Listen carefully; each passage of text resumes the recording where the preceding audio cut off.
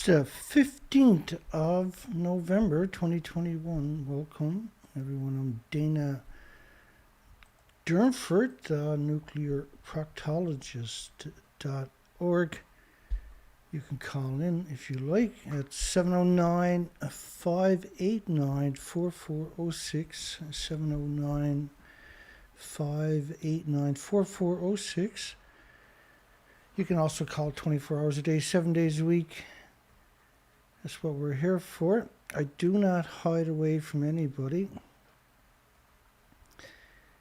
And the people, my detractors, do. I provide the documentations and they don't. Atoms for Humanity. That's the A-10 Warthog over there. All it shoots is dirty bombs. Hi, Miles.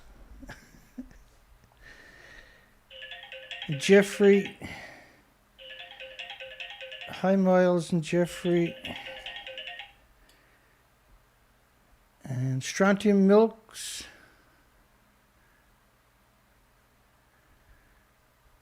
And Strontium Milks put out a video. Thank you again for that, by the way. Christopher and Ted. Hi, everybody. So, this is not a story for kids tonight. This is some kids though can handle it, I guess. We're going to talk about the recent expeditions. I'm back on the ocean, and yesterday we found 5 birds. That's the troll from the Japanese embassy. Stalker, right? And then, so we're out on the expeditions. We found 5 birds, dead birds yesterday. One of them had a tumor for a head, so that's going to be tough for everybody. We're just going to jump right into it. Hi, all. Let's get rocking. First, in case you're not familiar with the subject, Japan had multiple nuclear reactors melt down, and the radioactive fallout has covered the northern hemisphere, including where I'm to, in a place called, Newfoundland on the east coast of Canada. Fukushima has emerged as a global threat, major health concerns along the west coast, and bioaccumulation, which is where humans and animals, and mammals and birds and insects start accumulating radiation in their body from coming in contact with it. Fukushima radioactive releases into the ocean can continue for thousands of more years. It's gone China syndrome. Some of the reactors, a lot of it detonated. There was a tsunami. Tsunami debris got covered in radioactive pellets, fuel pellets. And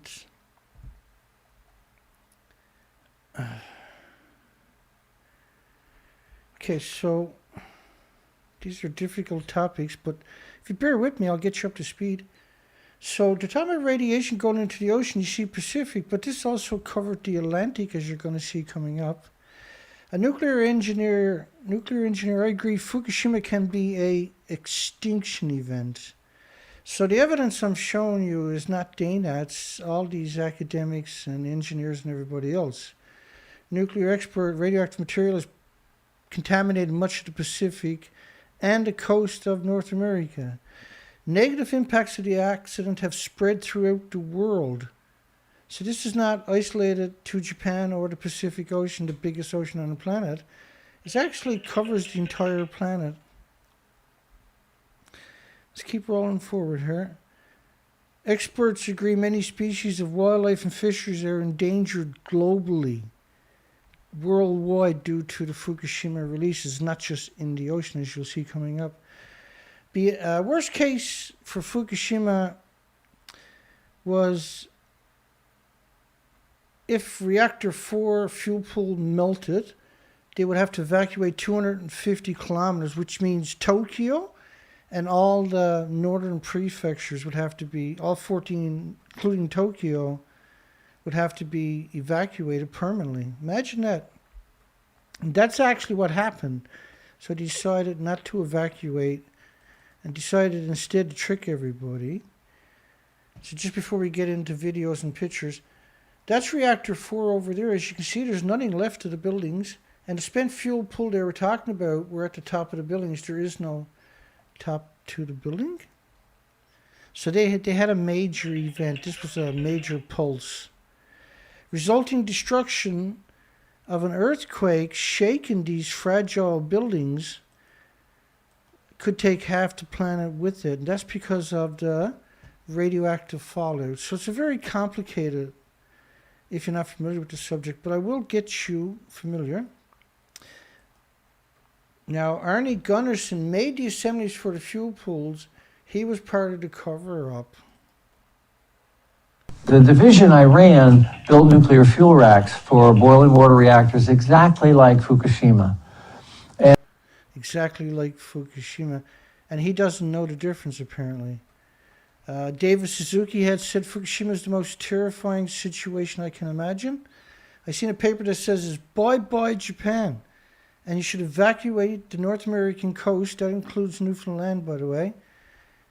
West Coast also, if Unit 4 goes after a quake and rod are exposed.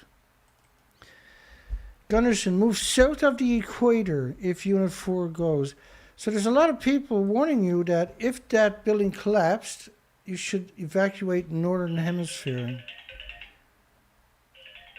That's, I hung up on that one accidentally. Okay, so I'm going to play this clip for you. This is mainstream media pretending they're in a fuel pool 100 feet above the wreckage to your left. Now, there's only one reason you would do something like this. We are here inside Reactor 4 at the Fukushima Daiichi nuclear power plant that was severely crippled during the earthquake and tsunami of 2011, leading to the country's worst nuclear disaster. So you had radioactive fallout, for instance, in Washington at 500,000 times above detection levels. So you can see the building is actually gone. And they're pretending it looks like the building to the left, like she done. She's faking being at the building to your left. She's not even in Japan. And so doomsday-like radiation releases, a fire and pool at Unit 3. A global catastrophe. As you can see, the building is actually gone. It actually is a global catastrophe. So you had rainfall with 20 million particles of radioactive iodine-131 per liter. These are absurd numbers. You can see I got a troll attacking me for some reason. So that troll who's attacking me is going to deny that that exists. Deny the academic studies from Ottawa that 220 million atoms per liter of iodine-129 was in the rain after Fukushima. With a 15 million year half-life. These are evidence. This is all evidence. 1,500 atoms of the radioactive sulfur peroxide, hydrogen buckyballs per cubic meter in the California area. This is all documented evidence. So they're pretending it looks like that when it actually looks like this. And that's just one of the many reactors that actually melted down. I originally was going to do a video on reactor 3 because you can see it's just a stump left from a 190-foot building. Hello.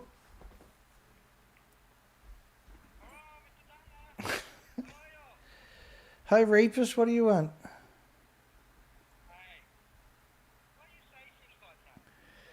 Are you looking at my video, rapist? Murderer?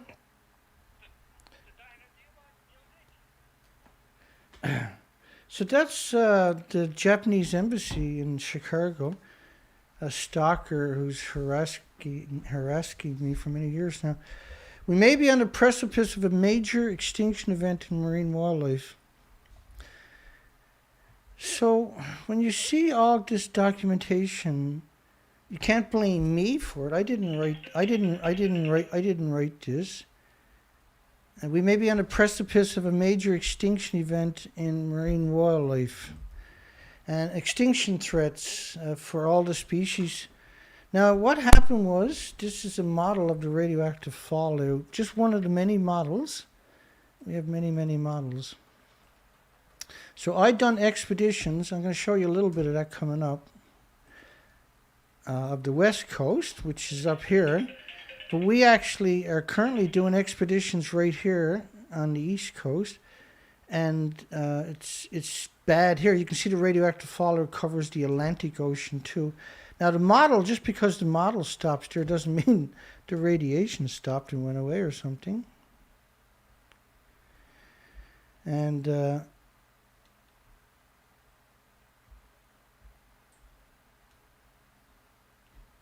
so I'm being disrupted for some reason.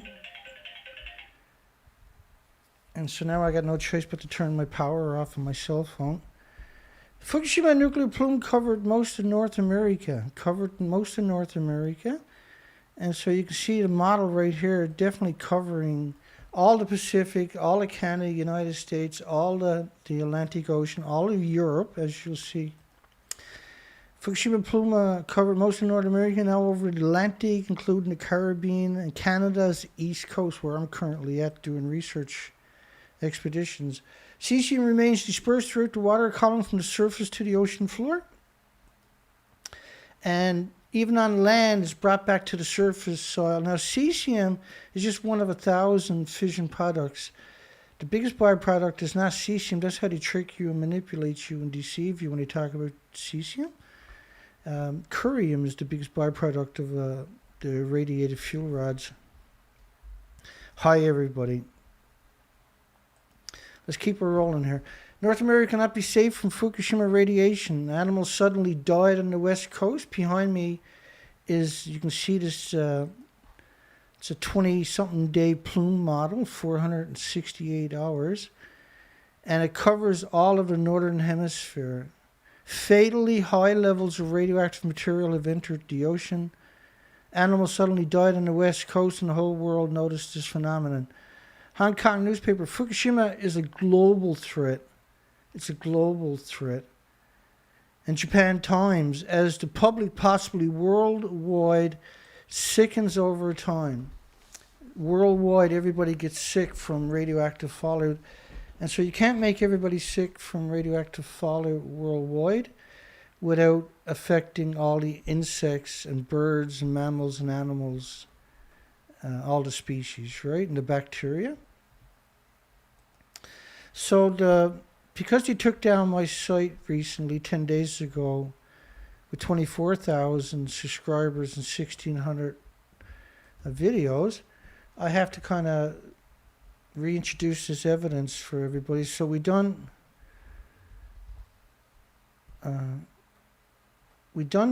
these expeditions. So what you're looking at is a map of the west coast of Canada, from Vancouver, British Columbia, all the way to Alaska behind me.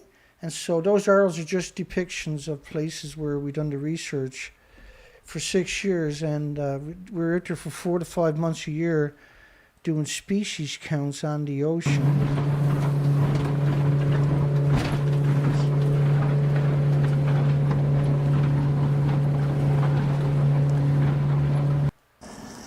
We're leaving Port Hardy. Goodbye, Port Hardy.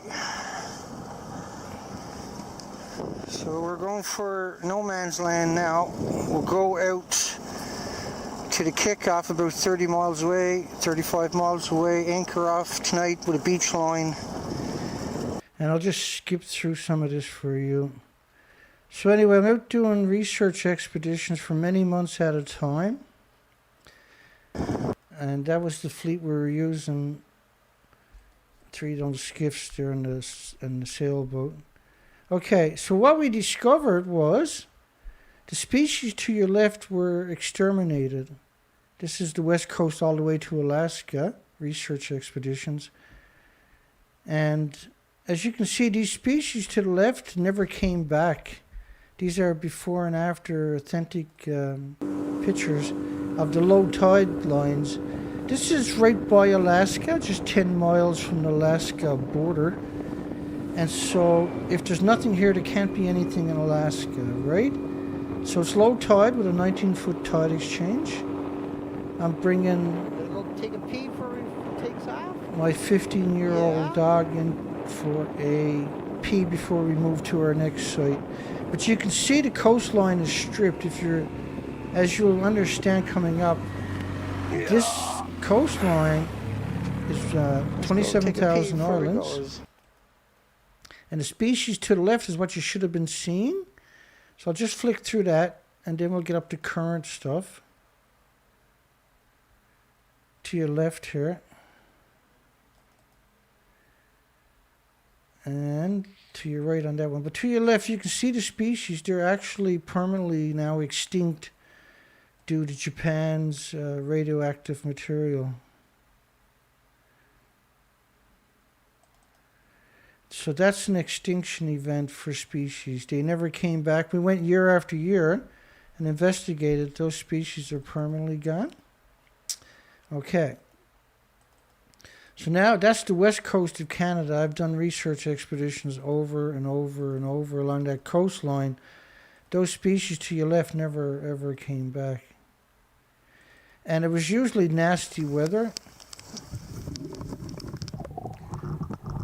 Right, it was usually a very tough weather to do it in.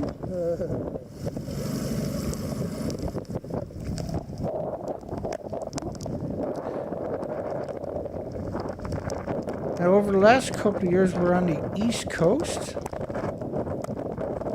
We're on the east coast, and this is what the new expeditions are starting or are looking like. I was out on this expedition. That was a big gust of wind. It just tore the whole tarp front end, blew it back behind. I'm just starting to upload a video. It's July the 31st. And that front one just broke off about 10 minutes ago while I was shooting the video that I'm uploading right now. And so the winds have picked up. We're getting some blue sky, a little bit showing up, but mostly cloud. I might as well try to fix this now before the rain shows up again. This is 15 days ago. I was counting insects across the province here, so I'm just gonna. That's halfway finished. I'll let that finish playing.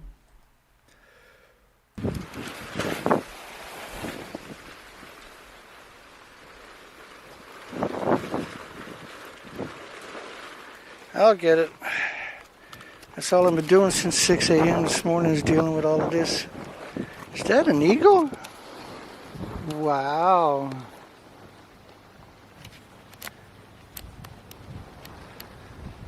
That's an eagle. Hey, buddy.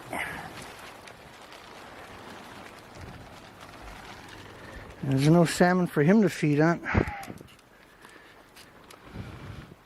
That was an awesome catch. Yeah. That's the only eagle we've seen Okay, I better so deal far. with all of this before. Now, It's Sunday, the 1st of August. My goodness.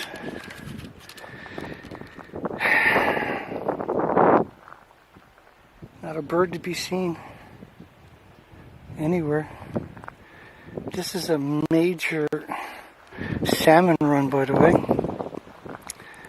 This is a national park.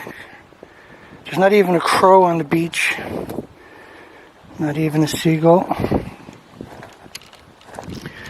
There's a dragonfly just hanging around the quad. I guess it's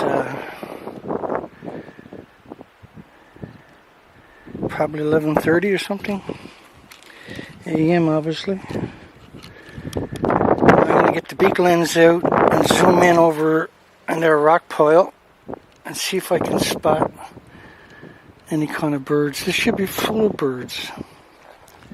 This is an actual, there's a little tiny sparling or something. He's fighting hard against the wind. He's barely making any ground. He'll get there. There he goes. He kind of flies like a bat flies, but because it's pretty windy here. So I'm going to get the big lens out and zoom in and see if I can find any birds. There was no, now that's interesting because this is a park and there's no birds in the water whatsoever. That's actually impossible because this is a massive, huge river, and you're also at a community. It's like a summer community. I've never seen nothing like it. We're in Gambo.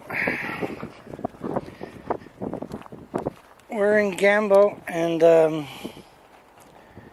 it's just salt water. No birds.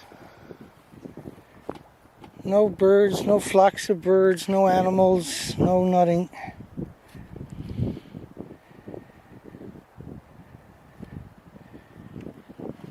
Must be high tide, I guess. Now, one thing I noticed about Newfoundland, they're actually really observant. And when I asked them when was the last time that they seen like a flock of geese or flock of birds or ducks or whatever flying through the sky, like even the big V formation, all of them says, gee, I can't actually remember ever seeing them. It's been so long. Because it happens in increments over a decade, you get complacent and it seems normal to have no birds. You don't actually think about it. But if you're a researcher and you're specifically looking for that, then it stands out. So now I was out on the ocean yesterday and today. We're going to get to those pictures because we got some shocking stuff in that. It's kind of hard to appreciate it.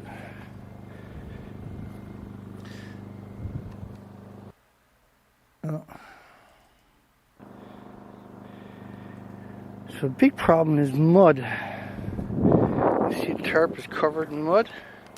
Trailer is covered in mud and dust, right? If there's any water gets up there, then dust sticks to everything. And so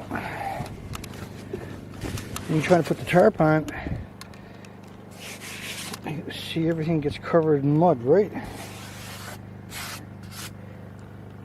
I'm struggling with that right now. That's killing me.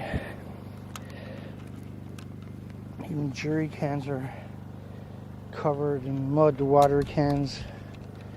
Everything that's exposed gets covered in mud and dust sticks to everything, right?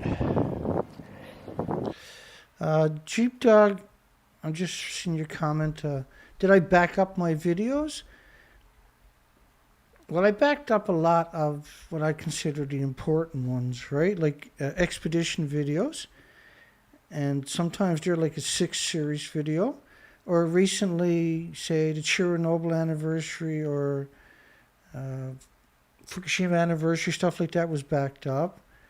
And then those little, like we done 1,800 videos, was a 3-video set, that's backed up. But I mean, I can't just start plugging all of these videos up onto my site at one time. Or maybe I can, I don't know, but we'll see. The idea for that was for me, some days I'm going to go like a 10-hour stream and I'll just stream a whole series of important videos. And like I'm blocked mostly now. They took down my site, blocked me, and they're deleting a lot of my subscribers. It might be better just to put me in your bookmarks so you can find me again. But it is what it is. I'm just going to play a couple of these videos from the interior because I was on the expedition. It was the next morning that they took down my site, and I had to head back home. I was 450 kilometers away, and I'm probably going to head back out in the next week or something on one more interior expedition. But it's been pandemonium since they took down my site. But let's keep talking about this expedition. We're looking for species. There's no spiders in the woods whatsoever. There's no fish jumping in the ponds whatsoever. There's no birds in the ponds. There's no birds flying in the sky. Like, you might see sparrows or robins and stuff like that. But you're not seeing the migratory species. In Newfoundland in particular is the biggest migratory route on the planet. There's around 45 million migratory birds come through this province each year. There's year-round birds. There's 470 residential species in this province. Yesterday I counted 5 species on the ocean. We're going to get to that fairly quickly. I'm not going to do a long show on this tonight. Let's keep going here. And you can't keep up with it. You actually can't keep up with it. So we're about 250 kilometers west of the drop-off point. Close to 500 kilometers from home. Struggling to keep everything moving forward. I'm gonna sweep everything down in a minute. And so I settled here last night, 11 o'clock. I couldn't find a campsite. And so last night I found this spot, but it's not a very good spot. I found that spot after But dark. I had to settle down for the night. And I was so burnt out, all I can do was just go straight to bed. I really couldn't do anything. I couldn't eat last night or anything. It was sweltering hot.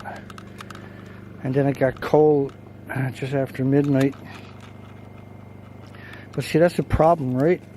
That's thick. I'm going to take that off.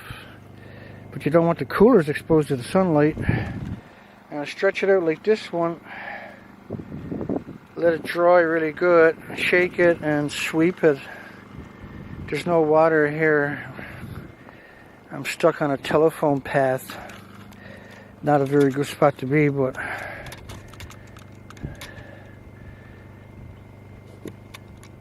we never seen jack squat yesterday. Long day too, and I was talking to a float plane pilot in Gander, and he told me that the ants have disappeared about 3 years ago. Completely disappeared. Even out to his cabin in the middle of nowhere, he's used to the ants raiding their food area, and he was confused by that. Where did the ants go? Nobody was talking about it in the academic world, but everybody seemed to notice it. That's my ice bag now.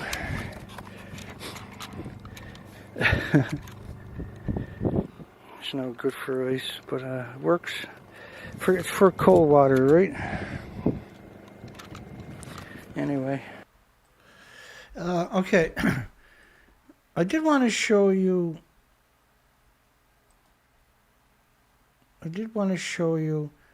one of these videos, because you got to cut through these communities. You got to cut through all these communities. That's Gander. I'm going to do a better video where I'm going to chop these up for you. That's Gander. Gander's a big city. Let me go back to...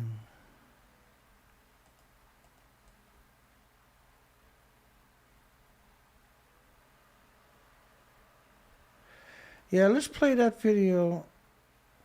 This will give you some idea how bizarre it is. You got to go through communities to stay on the railway tracks. Sometimes you just got to drive down the main street for long ways. And it just gives you some insight, because I got 7 of these communities that I drove through, and I can't play them all for you. But let's just play this one video so you can kind of appreciate how weird it is to to get on these trails, to find the trail again. Remember, you're 400 or 500 kilometers away from home in a strange town.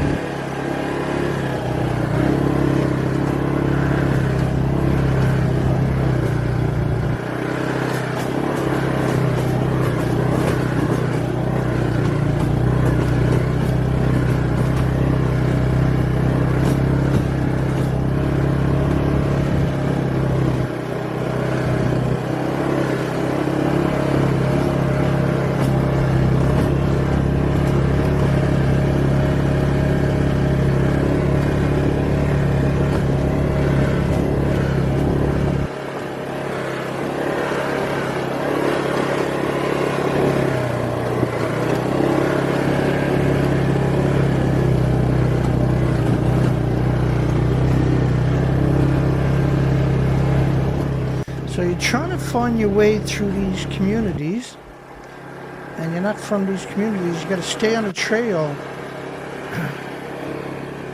And the trail gets, you kind of blur the line, right?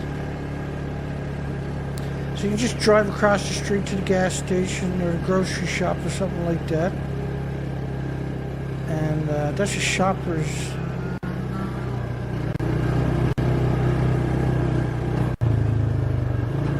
So now you gotta go through parking lots. So now you're kind of lost. Where's the trail to, right? So now you gotta go down the main road and avoid traffic. Driving a quad, right? So now there is no trail. So now I gotta pick up the trail way down here. And this is how you do it. You're driving down the main streets.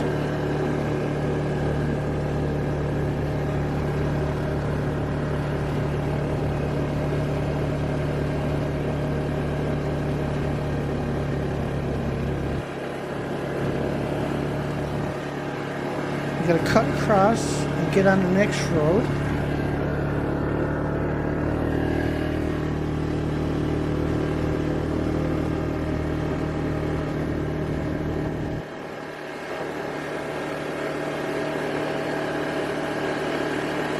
I gotta get on that bridge. That's my goal, is to catch up to that bridge.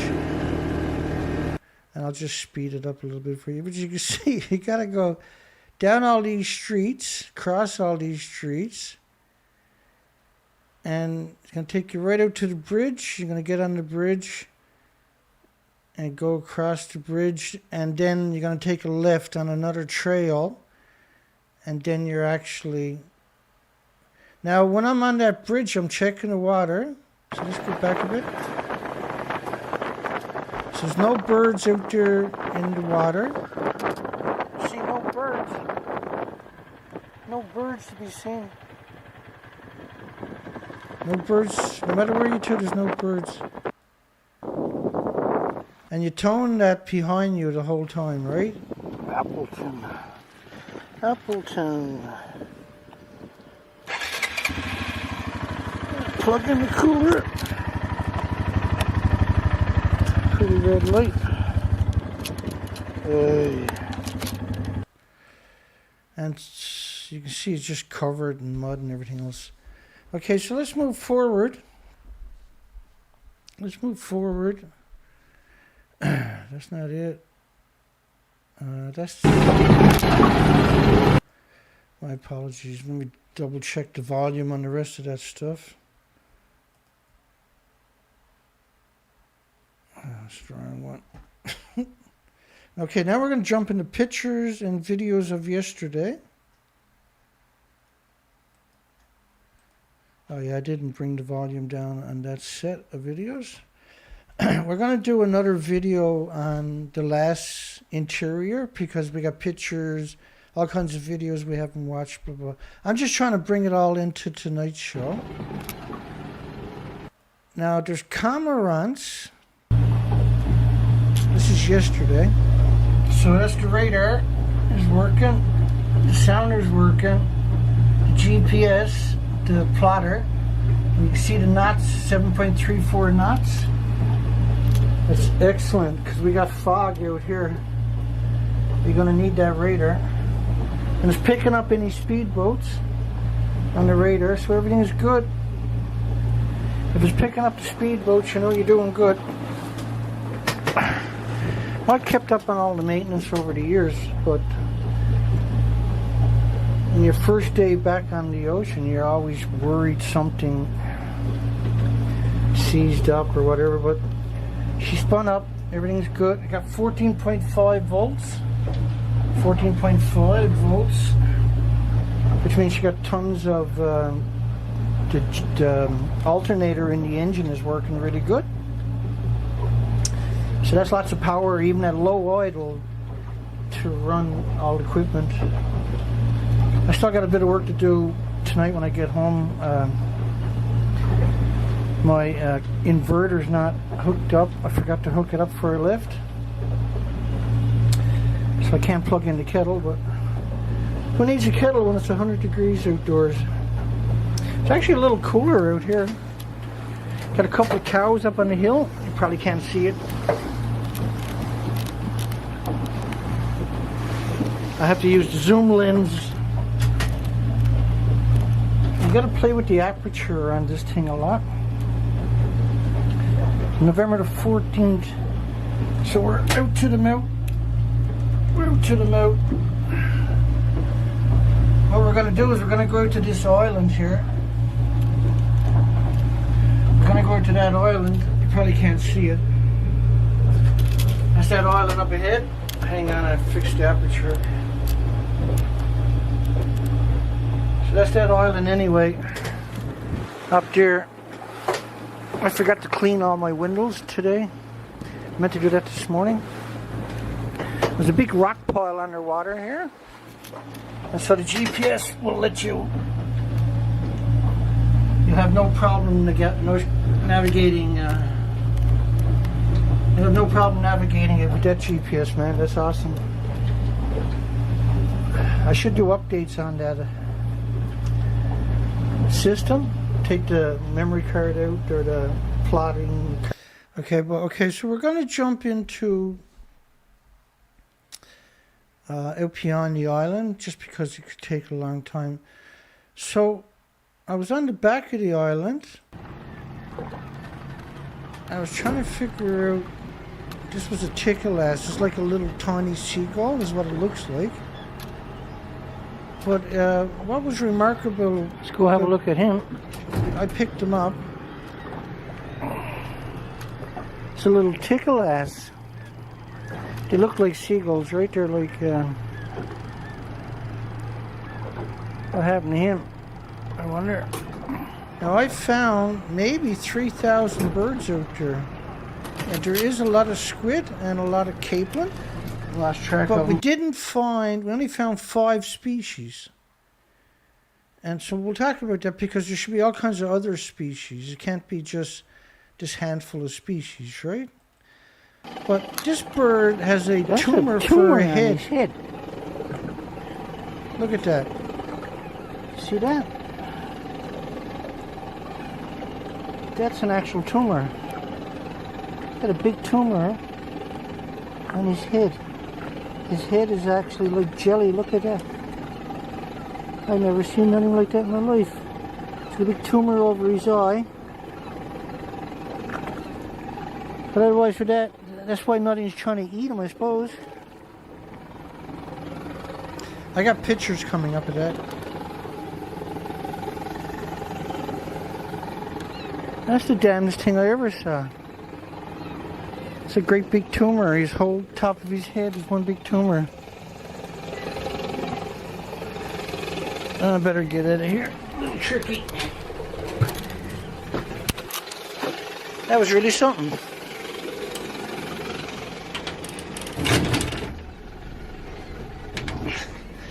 That was really something. I wasn't expecting that. Should wash my hands, I suppose. Okay, so let's jump into some pictures.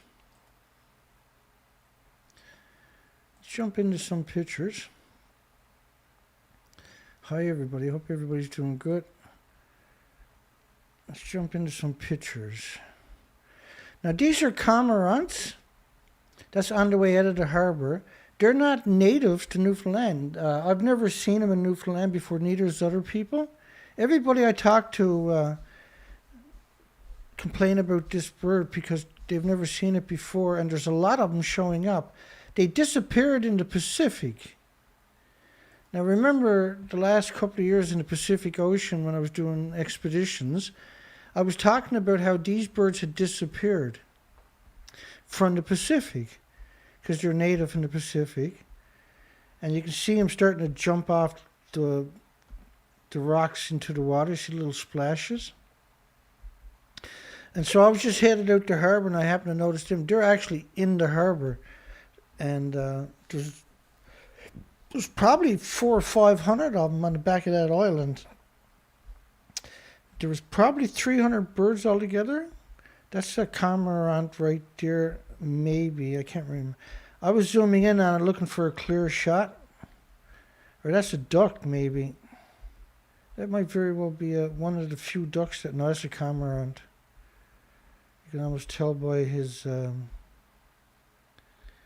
the way he's flapping his wings. Yeah, that's a cormorant. A seagull in the background. Now this is a puffin. We've seen a few puffins, and we also seen a dead puffin coming up later. That's a puffin. So I'm still going out of the harbor when I snap this picture.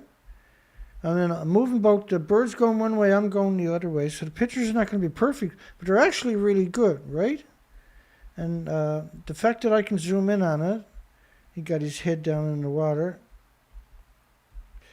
Amazing bird. So puffins, ticalasses, seagulls, cormorants, and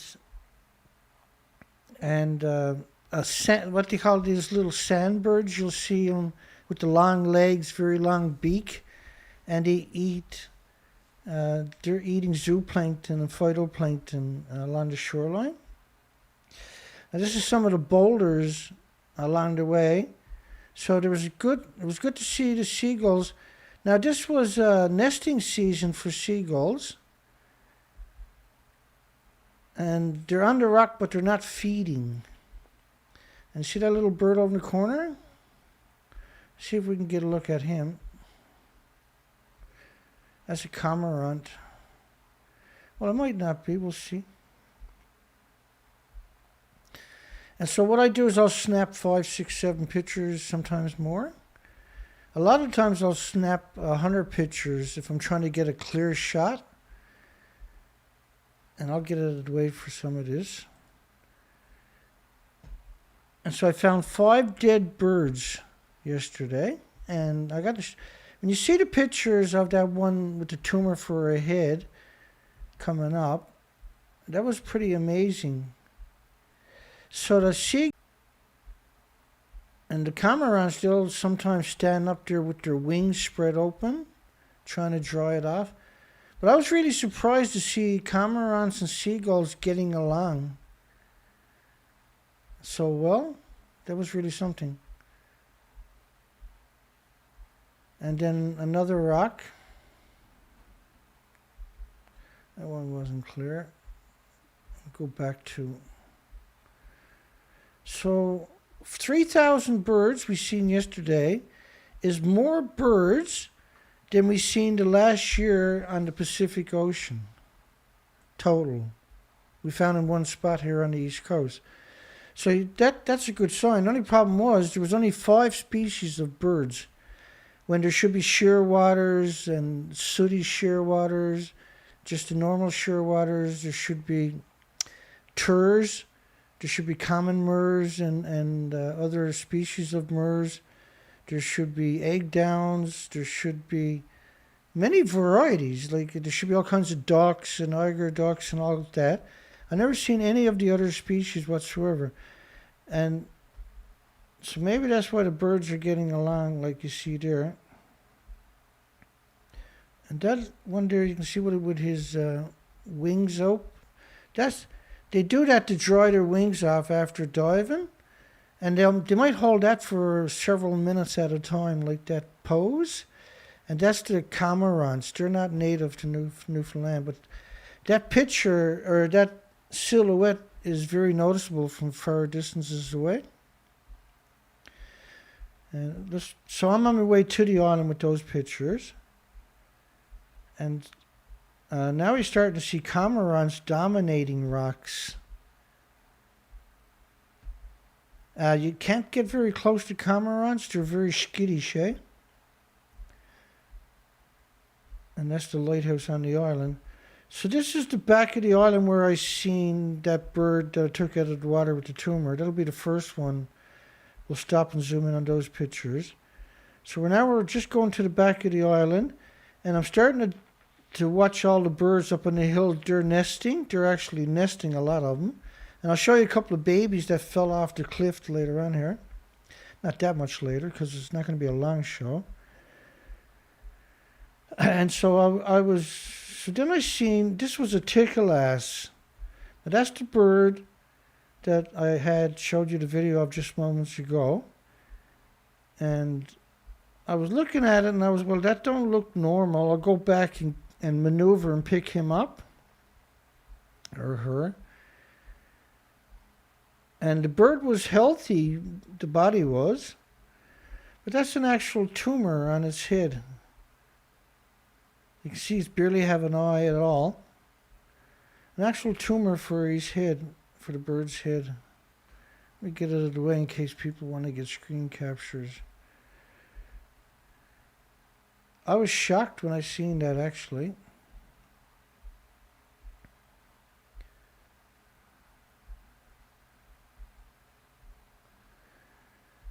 Barely has an eye too, right? See that? An actual tumor for a head. Wow. Just when you think you've seen it all, right?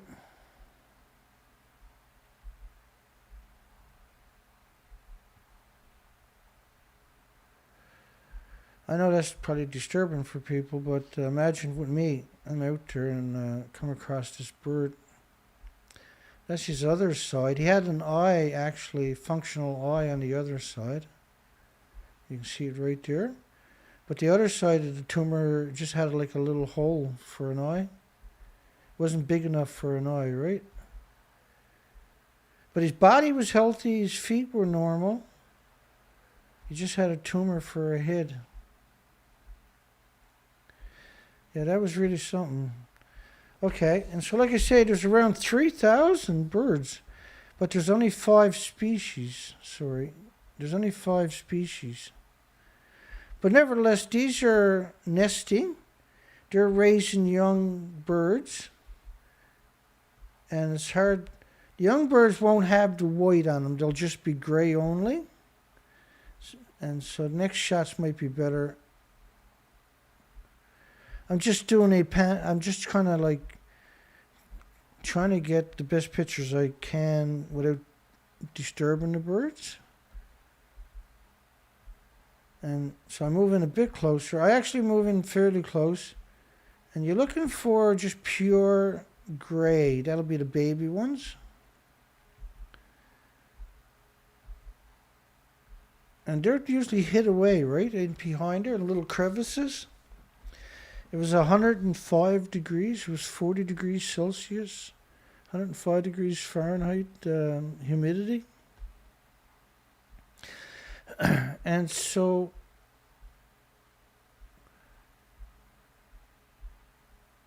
let's go back and play another video. So a lot of cormorants on the very tops of the cliffs. Once again, they're not native. Let's just play another video on the back of the island here. So there's a few thousand seagulls out here. This is a notorious nesting site right here. So that's nice to see anyway. We're in the Atlantic, and we're right out in the middle of the Atlantic. Well, not the middle of the Atlantic. Those cormorants though. That was one just taken off. You can see 3 more over there. That's not, they don't belong here. We seen them here last year too, right? So there's quite a bit of squid came through. And capelin. I was talking to a fisherman this morning. He said he was cleaning fish on the wharf there when I was launching the boat. I asked him, did he know what they were feeding on? He said they had capelin in their mouth. Because this was a notorious capelin area. So that's good to see. We've seen more birds today than we've seen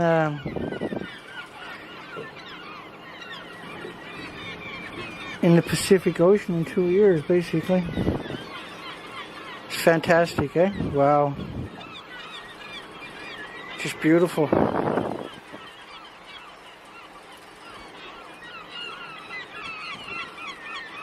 You can probably see the nesting on the cliffs. They also nest in the grass up there. I'm going to switch lenses because it looks like there's 100 cormorants up there on the rock, but we can't get a good shot of them.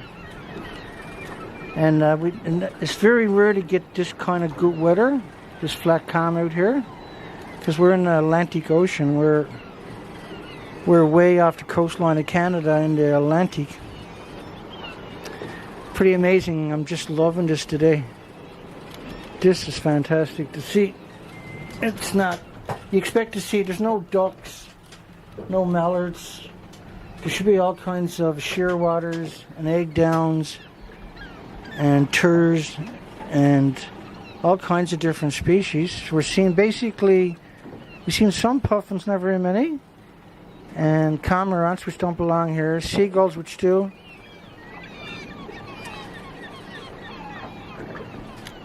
And but that's about it for species, boys. But still, compared to British Columbia, it's literally like. So I'm going to switch lenses here and get the long lens out. So we've seen more birds yesterday than we've seen in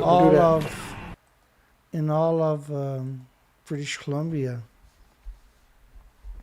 That bird let me get right up to it. He was just staying there. And that's extraordinary to get that close to a bird. And there was another dead one washed up. Another dead one washed up, but there was a dead pigeon right there too, right alongside, and I didn't see him. And right alongside of him was another dead bird. Yeah, because it was, I'm just looking for the ones that's clear. What was interesting was nothing ate the birds. So that's hard to wrap my mind around when you don't see anything that's actually eating the birds. And there was another dead bird. There was 5 total. And nothing was eating them.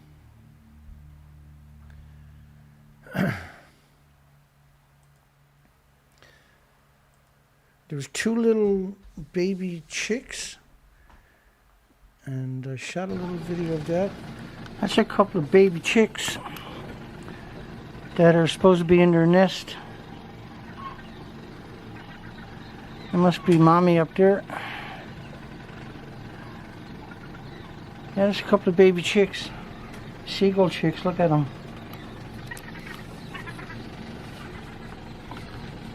Somewhere.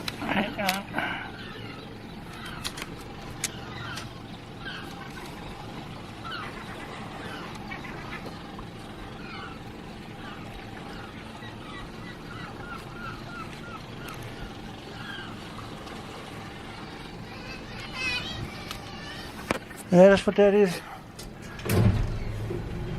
Might as well leave them alone. Hopefully they find their way back up.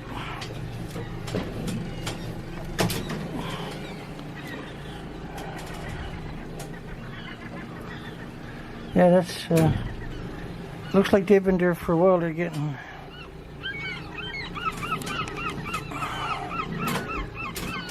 I don't see any eagles. I don't see any eagles. So those dead birds, they could... Here's the chicks.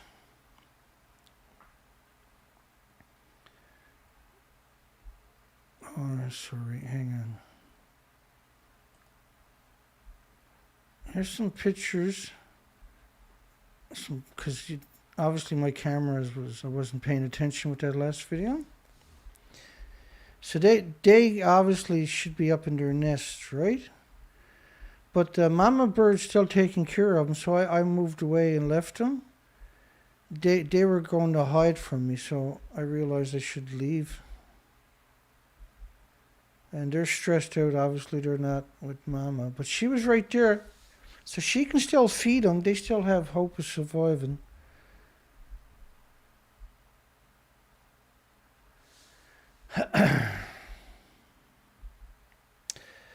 So this one I pulled the boat out of the water.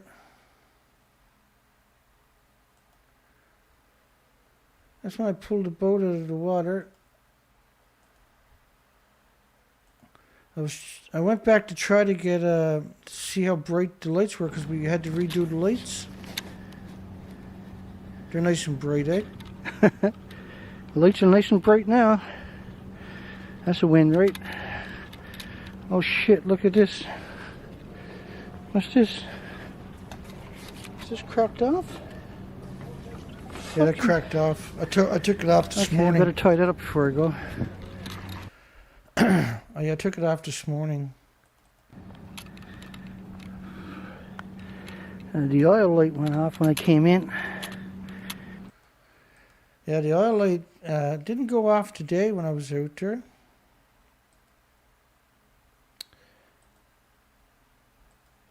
Anyway, so the interior expedition we've been doing for most of the summer. There's some insects, but not very many. We're not seeing... in one spot we counted 23 bees, which was the best day in 2 years, right? And then we never seen any...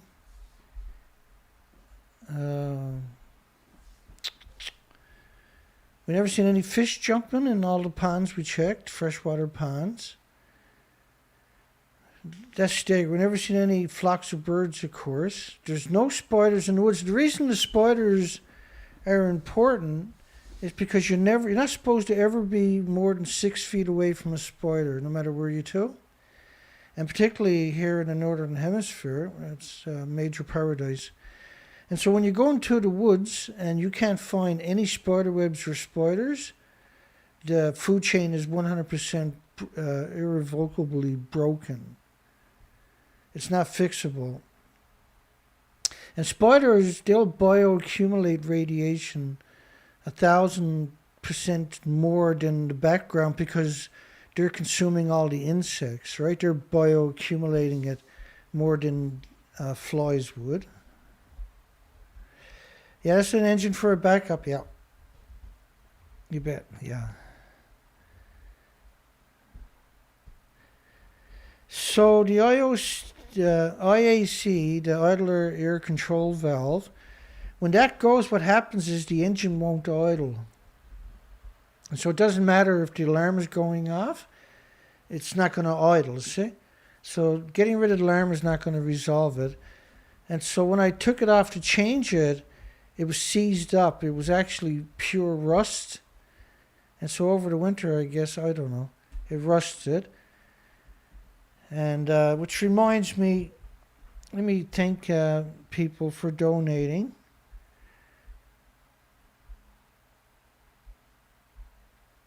We had 3 donations. We had Timothy N. donated 17. Ted Richards, as you know in the comments section, donated 30.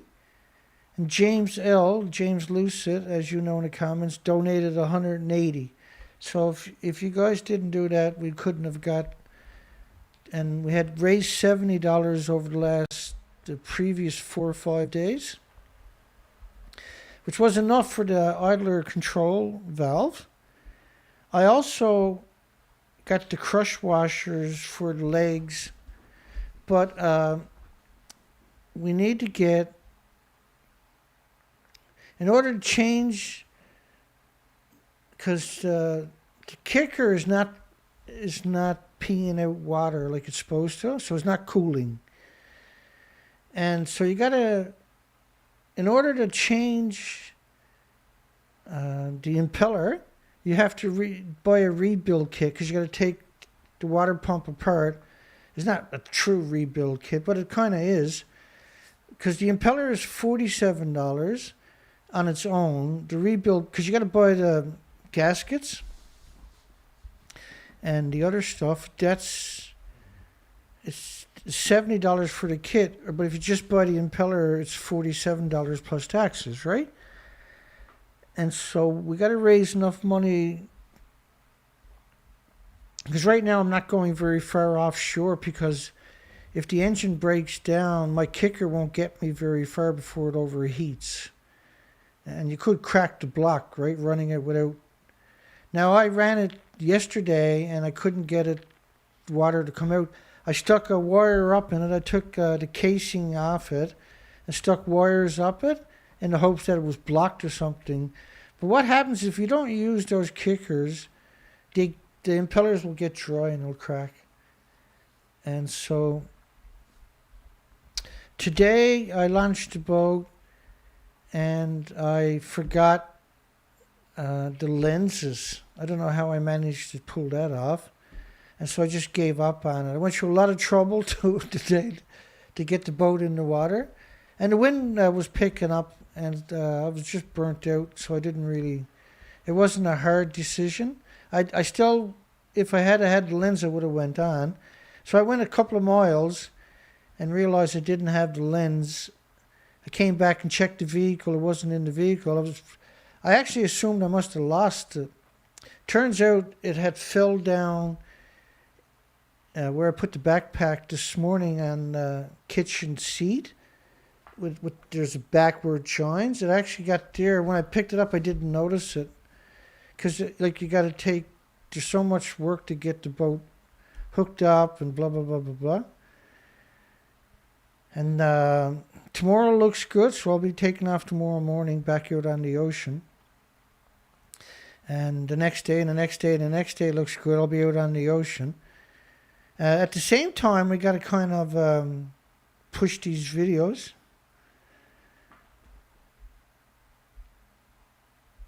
And we got to try to rebuild this site.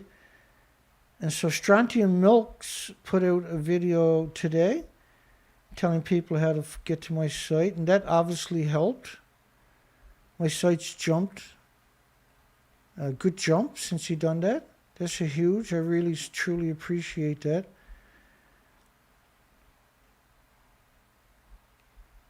And the idler air control valve, that was actually seized up. It was rusted. And once again, because that controls, because what happens is the engine doesn't idle, so you got to pull up on the idler to bring the RPMs up, but you can't put it in gear with that engaged. And so when you drop that down, the engine cuts out. And not only that, you can, because I wasn't sure what was really going on, that I realized, so I had raised the RPMs up, and when I dropped it down, I shoved it in the gear to get me home the other day, right? And that's okay, you can get away with it.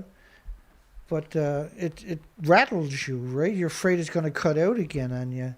And so it took me all day yesterday to get my nerve back up because I'm by myself. And by the way, you know, the first thing I do is put my life jacket on. It's an absurd amount of work to launch this boat all the time. It really is. And I have limited funds, right? It's been a tough year. They took down my website, and that really hurt me. But, I mean, we got the boat working, and so we're busy. I don't give a shit. I fueled up all the tanks last week, right? That was $200. I fueled up the truck, was another $100 because we got to drag that thing. And so the truck burns, because we fixed everything on the truck, but the truck is going to burn more fuel because it's towing the trailer and the boat and that, right? So tomorrow morning, I got to take this piece that broke off in and get it repaired. Because you need that guide. Because when you're going on a trailer, at the end of the day, you're beat out and you're worn out. And what happens is if you don't have the guide, the wind will blow you off center. So those guides keep you center so your boat sits on the trailer properly. Without the guides, you might have to back the boat up and launch and wiggle the boat around, pull the boat out till the boat actually sits where it's supposed to. It's very stressful because if the boat lands on the wheel wells, it'll break them off, right? It's a lot of stress doing what I'm doing. And I just wanted to put out a short video tonight, because we have to repost a lot of videos of the expeditions over the years, to get that evidence back online. And that's it's been really hard to recover since you took down my site. It's been a struggle, and we knew that was going to happen. And I've been very fortunate, right, that people have supported me. I mean, if it wasn't for Anonymous 3 donating when they took down my site originally, this whole operation might have fell apart, and we'd still be really difficult times. And so that allowed us to keep the operation going forward, to get everything back up to running, because I had all kinds of equipment breaking down to me. I was out 450 kilometers away on the railway tracks in the middle of nowhere, and they took down my main site, right? And it's a lot of stress for me, trust me. And we got to do the research. And as you can see, when you're finding birds with a tumor for a head, it blew my mind anyway, for sure, right? So we only counted 5 species yesterday of birds. That's not even close to normal. Whenever you see something like that, you got to appreciate, there's 3,000 birds, but there was only 5 species. That's actually impossible, see? Anyway,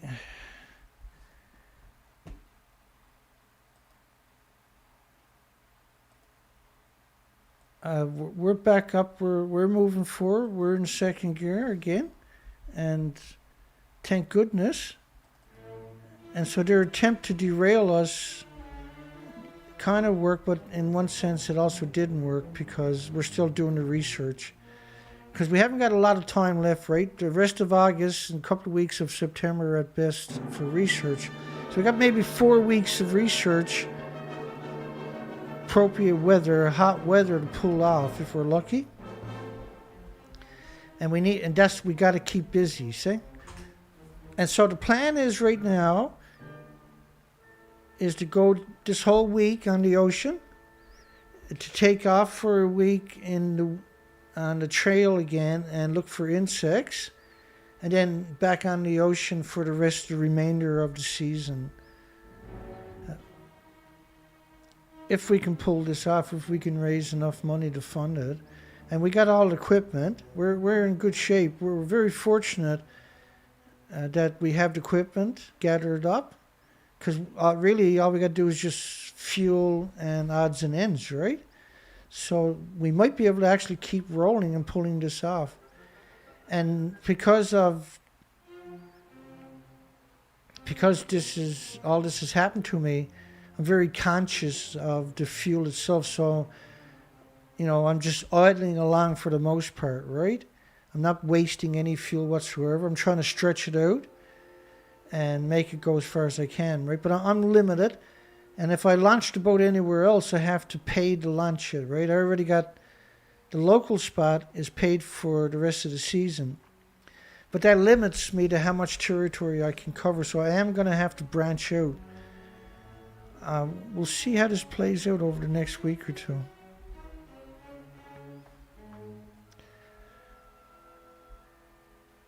Yeah, thanks to everybody involved is right. Okay, folks. Once again, the majority of insects are missing. The majority of 9/10 or plus of the birds are actually missing. There's no more flocks of birds. There's no spiders in the woods. There's no fish jumping in the ponds anymore. This is catastrophic news. And then the radiation numbers you're seeing up there, you got to appreciate what that actually means. These are extraordinary numbers.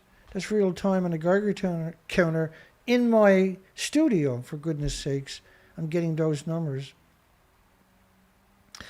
And I'm doing everything I can to keep this operation afloat, and it's not easy. It's a lot of stress, and going out and seeing the species missing is a lot of stress. But the point is, we're moving forward. We're getting somewhere. We're accomplishing work. We're getting out there and doing species counts, and that's what's important, right? So all is good as far as I'm concerned. We're still winning. We're still productive, and that's enough to keep this operation moving forward. We'll rebuild the operation in increments over time, right? And so Strontium Milk gave us a boost. We're getting more subscribers, more people. We got 30 vertical thumbs up showing. And let me do a shout out for everybody that's in the comments section. Everybody else, hugs for everybody that's watching this now, tonight, tomorrow, and in the future. Jeep's Dog, no bugs in Florida, says. I only will serve one king. Thank you. Timo, Ori, thanks. Yeah, thanks to everybody. That's right. Thank you. Jackie Flowers. Hi, Jackie. Christian. Dr. Orlando XRP. Hitman Wallace. Hi, everybody. Hugs for everybody. Ella. Good night, everyone. Strontium Milks Extra. Thank you again. Miles got Inside Edition Daily, new channel. The other channel was fine, Miles. Miles just had a kidney transplant several weeks back, and he's doing wonderful. Susie to anyone? Hi, Susie. Dana Nasana. Hi, Dana.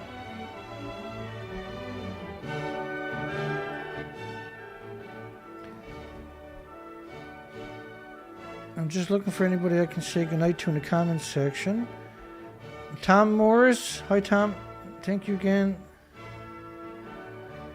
Just scrolling up through the comments section. I'll come back down to any recent comments in a moment. And just a quick shout out to anybody I can find. Hugs for everybody at home watching this tonight and tomorrow and later. XSC Space, that's Miles again.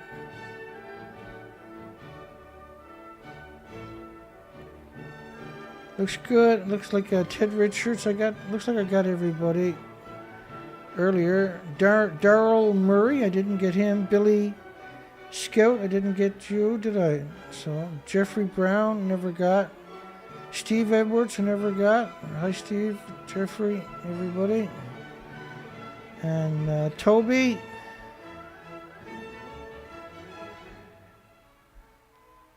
Yeah, I hear you, Toby. Thank you.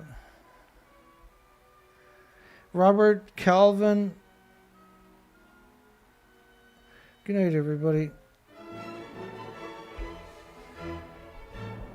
There's links below to donate.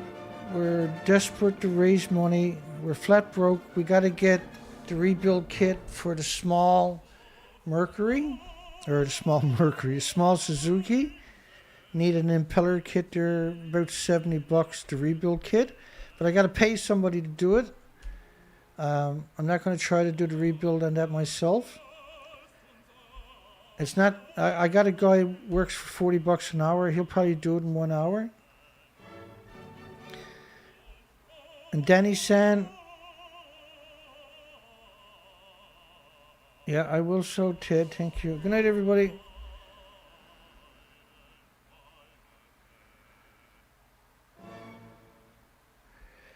Right, and we got 37 thumbs up, so that's fantastic.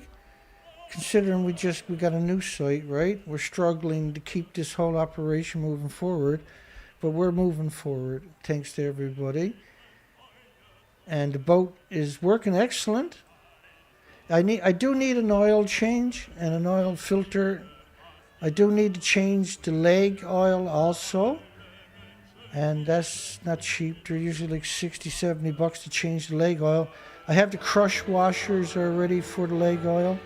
I also got to change the leg oil in the kicker. That needs to be changed. It hasn't been changed since I bought it.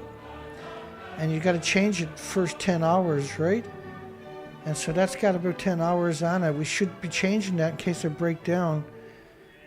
Because engine, the first leg change is most important because it has all the new shavings, right? And you got to get rid of that. That's why it's so important to do that one. But we got to do the big one, and we got to change the oil and the filter. You're looking at least another $100 for that one. We'll get there. God bless everybody. We'll see everybody tomorrow night. We'll do a half news and half expedition, maybe. We'll catch up to more videos from 2 weeks ago from crossing the province on the interior, and I'll try to be more articulate and shorter videos when I'm on the ocean tomorrow, but it'll be what it's going to be, right? You can't tell the story without telling the story. Good night, everybody. God bless. Hugs for everybody. See everybody tomorrow night. Don't forget to give us a like. And once again, there's links in the description. There's only 2 ways you can donate. They're both in the description. God bless everybody. I'll see you soon.